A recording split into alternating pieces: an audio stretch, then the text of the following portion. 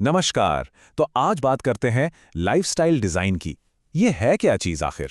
असल में ये एक तरीका है जिससे हम सोच समझकर, जानबूझकर अपनी जिंदगी को बेहतर बना सकते हैं। ये सिर्फ दिन में सपने देखने वाली बात नहीं है, बल्कि अपनी शर्तों पर जिंदगी जीने के लिए एक मजबूत प्लान बनाने के बारे में। चलिए, सबसे पहले और सबसे जरूरी सवाल से शुरू करते हैं। सवाल ये है कि हम असल में चाहते क्या हैं? सुनने में तो ये बड़ा सीधा सा सवाल लगता है ना? पर सच कहूं तो अक्सर यही सबसे मुश्किल सवाल होता है, और इसी एक सवाल का जवाब हमारी पूरी जिंदगी की दिशा तय कर सकता है। तो सवाल ये है कि इस बड़े सवाल का जवाब खोजें तो खोजें कैसे?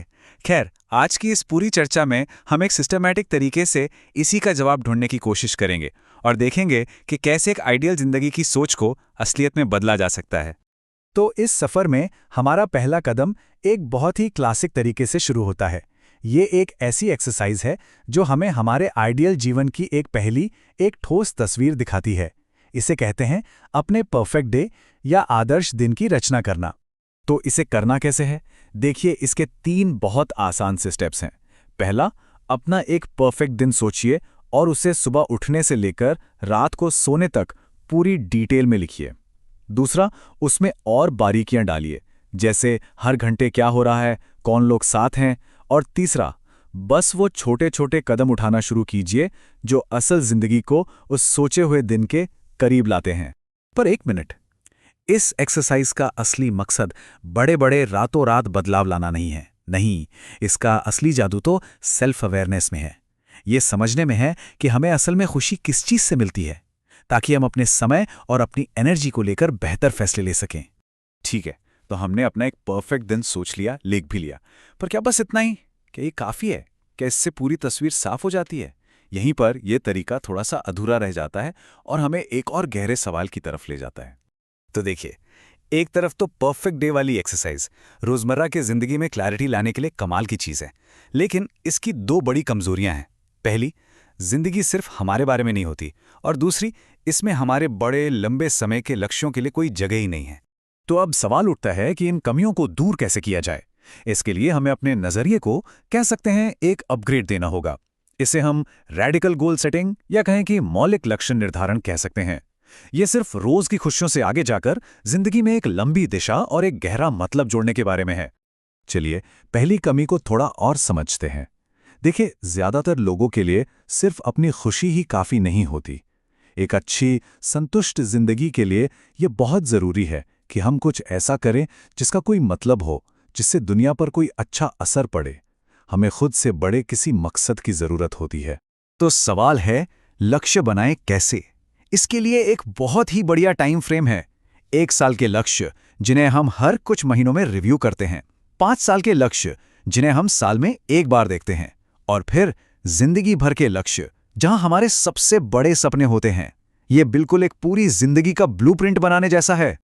और हाँ, इन गोल्स को ऑर्गेनाइज करने के लिए इन्हें कुछ कैटेगरीज में बांट सकते हैं, जैसे कि हेल्थ, फैमिली, काम, घूमना फिरना और भी बहुत कुछ।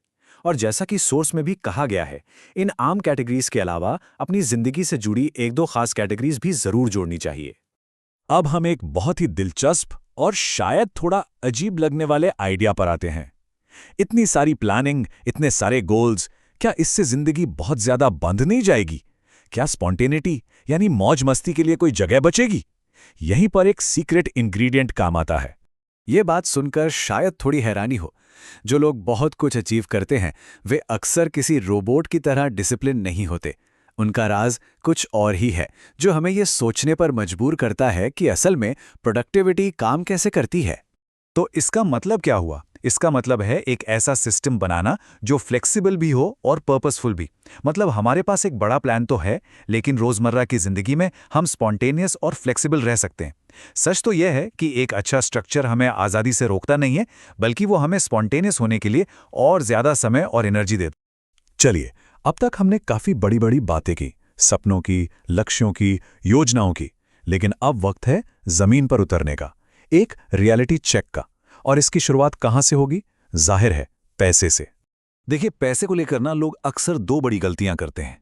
कुछ लोग ऐसे दिखाते हैं जैसे पैसे की कोई अहमियत ही नहीं है, और कुछ लोग ये मानते हैं कि पैसा ही सब कुछ है। ये दोनों ही नजरिए ठीक नहीं है। एक बैलेंस्ड अप्रोच ये है कि पहला, एकदम साफ साफ पता लगाएं कि अपने सपनों को पूरा करने के लिए कितने पैसे चाहिए, और दूसरा, उन पैसों को कमाने के लिए एक ठोस प्लान बनाएं। पर यहाँ एक बहुत गहरी बात छिपी है, और वो ये है कि ज़्यादातर मामलों में असली रुकावट पैसा होता ही नहीं है। असली बाधा हमारे अंदर होती है, अनजान चीज़ों का डर, बदलाव का डर, और बस एक एवरेज जिंदगी जीने का हमारा चुपचाप लिया हुआ फैसला। तो फिर रास्ता क्या है? जवाब बहुत सीधा है। जहां है वहीं से शुरू करें। उस इंसान के बारे में सोचिए जो एक बिल्कुल सुस्त जिंदगी से एक एक्टिव जिंदगी की तरफ जाता है। ये एक दिन में नहीं होता, ये एक छोटे से कदम से शुरू होता है। छोटे छोटे फैसलों में बहुत बड़ी ताकत छिपी होती है, इसे कभी कम नहीं आंकना चाहिए। और जब हम वो पहला छोटा सा कदम उठाते हैं ना, तो एक तरह का मोमेंटम बनने लगता है। ये बिल्कुल पॉलो कोएल्हो के इस मशहूर कोट जैसा है कि एक बार जब हम तय कर लेते हैं कि हमें क्या चाहिए और उस तरफ काम करना शुरू कर देते हैं, तो चीजें अपने आप सही जगह पर आने लगती हैं। तो आज की इस सारी बातचीत को हम बस एक सवाल पर आकर रोकते हैं।